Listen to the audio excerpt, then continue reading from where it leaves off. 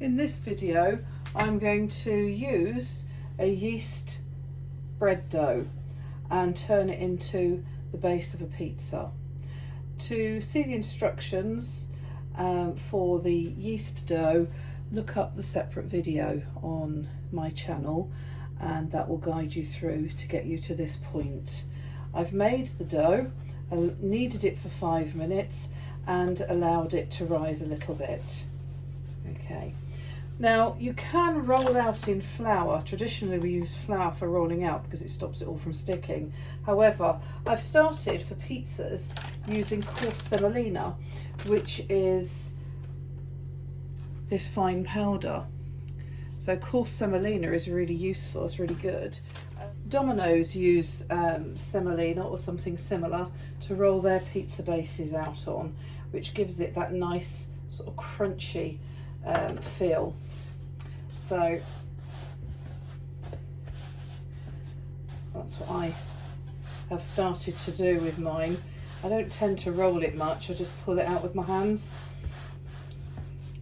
Just turn it, so on. You get it to a point where it's not sticking. Just use the semolina to give it that sort of crunchy, crispy texture. Now you can roll it with a rolling pin, like so, but you need to keep turning, rolling and stretching until you get it to the size of your baking tray and the shape that you want it. I'm using a round pizza dish, so I've done this as circular as I can, and you keep turning and lifting and shuffling in order to stop it from sticking. Put that in the tin. Once rolled out to the size and shape that you need, you can then just dab the edges of your base with water. You can use a pastry brush or just use your fingertips. Either way method works. And at this point then, if you wanted to do a stuffed crust, you would then roll that over, the edge over, and fill it at the same time. I just wet mine and turn the edge over to provide a crust rather than a stuffed crust. So I'm just going to roll that over and pinch it down. When the dough is made, you just need to shape it, roll it out to get it to this point, and at this point then you could leave it to rise and then prepare your toppings whilst it rises a little bit.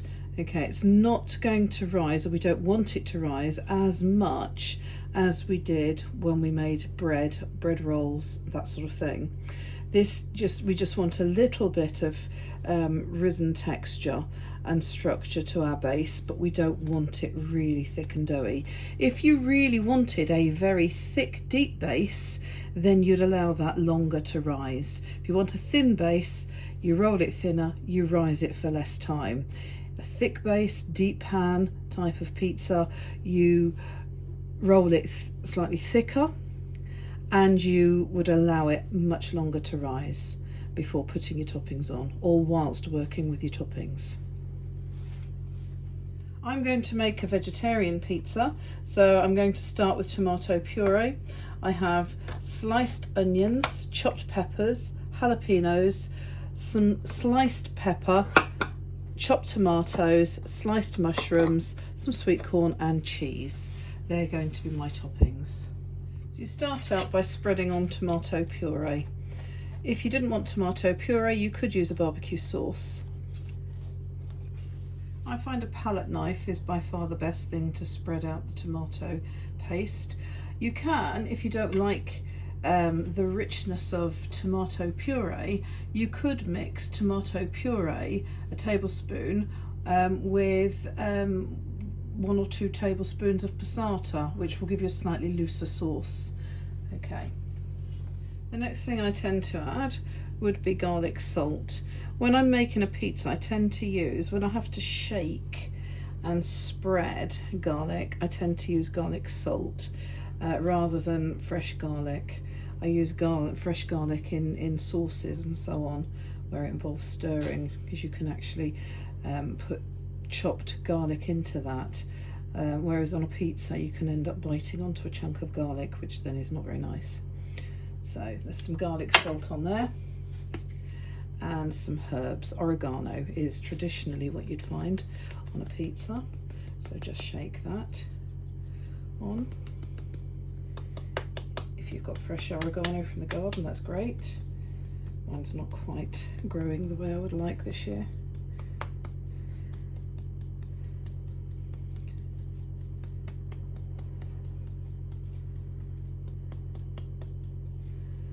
Okay, so that's the herbs, and then the onions. Now, if you like chopped onions, you can put chopped onions on. I like thinly sliced onions on pizza, and we do like a lot of onion flavour to our food in this house, so there's quite a bit of onion going on. You don't want to pile it really high with toppings, but you want your toppings finely and thinly prepped so that they go a long way. Okay, and moving on to the next topping, I'm going to put some chopped peppers on. So the peppers have gone on, and then some sweet corn. So it's all the little bits that I'm putting on at the moment. Just getting a good coverage. Now you can put meat on if you want to, and pineapple, but I dry the pineapple out slightly. I put all my toppings on and then put cheese across the top. Some people like to put cheese at the very bottom and then put the toppings on, and I have sometimes done both. Tomatoes on there, so just a nice sprinkling of tomato.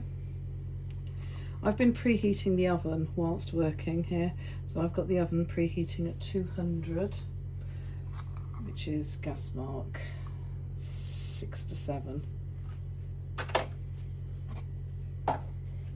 And jalapenos, peppers and mushrooms and cheese to go.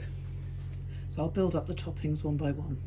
Peppers sliced like this are quite effective because they allow you to develop a pattern which is quite attractive when you're presenting food. The mushrooms then can fit on in the gaps. You could put chopped mushrooms on, particularly if you're disguising foods for younger children. You can chop things very finely and they don't necessarily notice that you've got it on there at all.